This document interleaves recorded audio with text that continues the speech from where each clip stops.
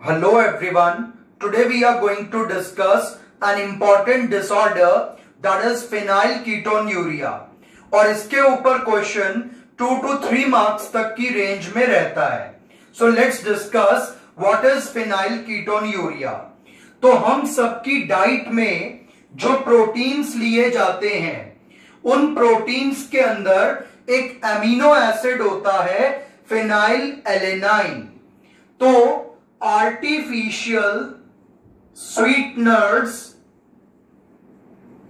और प्रोटीन्स के अंदर हम चाहे एग खाएं, मिल्क पिए या चीज खाएं, सबके अंदर प्रोटीन्स रहते हैं. और आर्टिफिशियल स्वीटनर्स हम डिफरेंट टाइप के लेते हैं.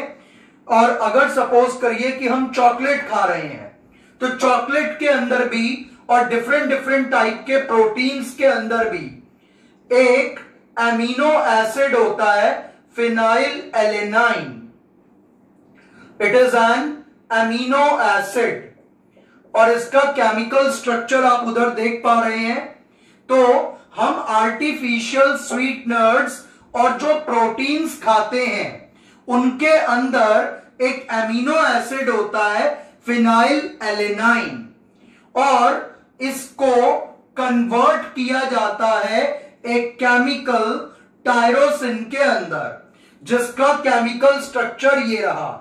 और इसे कन्वर्ट करने का काम फेनाइलएलेनाइन हाइड्रोक्सिलेज एंजाइम करता है, जिसको बनाता है एक जीन जो क्रोमोसोम नंबर 12 पर होता है.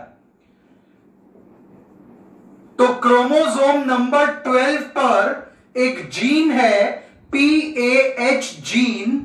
उस जीन ने ये एंजाइम बनाया और इस एंजाइम ने एमिनो एसिड फेनाइलएलेनाइन को कन्वर्ट कर दिया टायरोसिन में. ये एक नॉर्मल प्रोसीजर है, नॉर्मल कंडीशन है. तो नॉर्मल व्यक्ति के अंदर यदि हम कोई प्रोटीन खाते हैं या आर्टिफिशियल स्वीटनर्स लेते हैं या चॉकलेट खा रहे हैं तो उन सब के अंदर एक एमिनो एसिड था फेनाइलएलेनाइन. उसे कन्वर्ट किया जाएगा टायरोसिन के अंदर बाय एंजाइम फेनाइलएलेनाइन हाइड्रोक्सिलेज, जिसको बनाया PAH जीन ने जो क्रोमोसोम नंबर 12 पर था. अचानक इस जीन में डिफेक्ट आ गया. तो क्रोमोसोम नंबर 12 पर इस PAH जीन में डिफेक्ट आ गया और डिफेक्ट के कारण ये एंजाइम को नहीं बना पाएगा या कम बनाएगा. और अगर एंजाइम ना बना तो फेनाइलएलेनाइन ये इकट्ठा होना शुरू हो जाएगा. इस बार एंजाइम नहीं बना तो फेनाइलएलेनाइन हमारी बॉडी में ही पड़ा रहेगा और ये पड़े पड़े कन्वर्ट हो जाएगा फिनाइल पायरुविक एसिड में.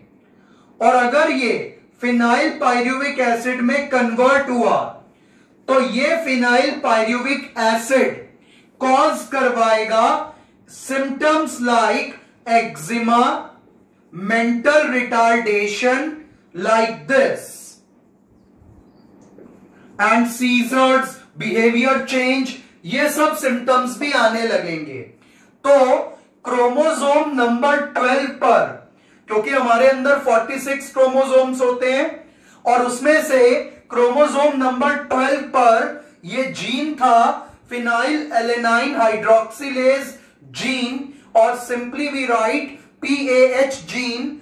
अगर इस जीन में डिफेक्ट आ गया तो एंजाइम नहीं बनेगा और यदि एंजाइम ना बना तो उस कारण फेनाइलएलेनाइन बॉडी में इकट्ठा होता रहेगा और इसके इकट्ठा होने से ये चेंज हो जाएगा इनटू फिनाइल पायरुविक एसिड. ये अपने आप चेंज हो जाएगा और जब ये फिनाइल पायरुविक एसिड में चेंज होगा तो वो ब्रेन को डैमेज करेगा, वो एक्जिमा जैसे सिम्टम्स क्रिएट करेगा, मेंटल रिटार्डेशन करेगा। So this was the actual concept of the disease phenyl ketone urea. तो इस बीमारी के अंदर ये एंजाइम बनना या तो बहुत कम हो जाएगा, या ये एंजाइम डिफेक्टिव हो जाएगा, या ये एंजाइम बनेगा ही नहीं। तो इन केस ये एंजाइम नहीं बना या कम बना या डिफेक्टिव बना due to defect in the gene, तो उस कारण phenylalanine amino acid body में कन्वर्ट हो जाएगा फिनाइल पायरुविक एसिड में, और वो कॉज करेगा eczema and mental retardation, seizures and disturbed behaviour, the symptoms like that. So ये तो जो है हमारा मेन पॉइंट था। अब इसके अंदर जब आपको बोर्ड एग्जाम में या नीट में क्वेश्चन आता है, तो वहां पर आप इसमें क्या क्या बता के आएंगे। एक तो आप ये दोनों रिएक्शंस दे के आ सकते हैं, और साथ में आप बताएंगे it is N inborn error of metabolism, क्योंकि इसको डाइजेस्ट करके टायरोसिन में कन्वर्ट करना ये एक मेटाबॉलिक रिएक्शन है, और अगर इस मेटाबॉलिक रिएक्शन में गड़बड़ हो जाए तो इसीलिए हम इसको कहेंगे इनबॉर्न एरर ऑफ मेटाबॉलिज्म। तो फर्स्ट पॉइंट आप देंगे it is N inborn error of metabolism. Second, it is autosomal recessive trait, और ये 1 मार्क में भी आपको क्वेश्चन अलग से पूछा जा सकता है कि what type of disease is phenylketonuria. Then you have to write it is an autosomal recessive disorder, यानी कि ये एक्स और वाई क्रोमोसोम से ट्रेवल नहीं करती, ये बचे हुए 44 क्रोमोसोम से ट्रेवल करती है, और मेनली क्रोमोसोम नंबर 12 में जो जीन है अगर वो डिफेक्टिव हो जाए तो ये करेगी। तो यानी कि ये एक ऑटोसोमल डिजीज है, और इस डिजीज के अंदर ये जो एंजाइम है फिनाइल एलेनाइन हाइड्रोक्सिलेज, ये बनना बंद हो जाता है, जिस कारण जो फिनाइल एलेनाइन है वो टायरोसिन में कन्वर्ट नहीं हो पाता लिवर के अंदर। और जिसको ये प्रॉब्लम है, ज्यादातर ये प्रॉब्लम जो है ये बाय बर्थ हो जाती है, और 1 in 12,000 का रेशियो रहता है कि 12 या 15,000 बच्चों में से किसी एक बच्चे को होने के चांसेस रहते हैं। और ये होता क्यों है? Due to defect in the gene which is located on chromosome number 12।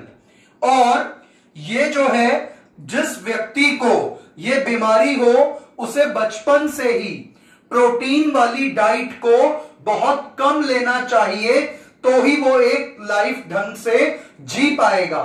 तो जैसे कि चीज, नट्स, उसके अलावा पोर्क, फिश, बीफ या सोयाबीन, जो इस टाइप के प्रोटीनेशियस प्रोडक्ट हैं, वो अवॉइड करने चाहिए उस व्यक्ति को जिसको ये प्रॉब्लम हो।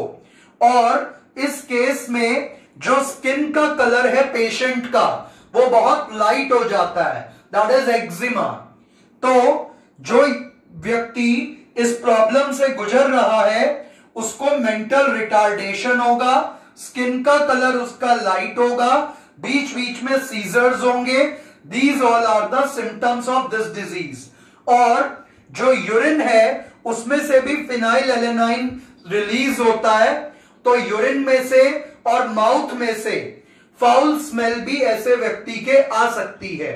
Thank you.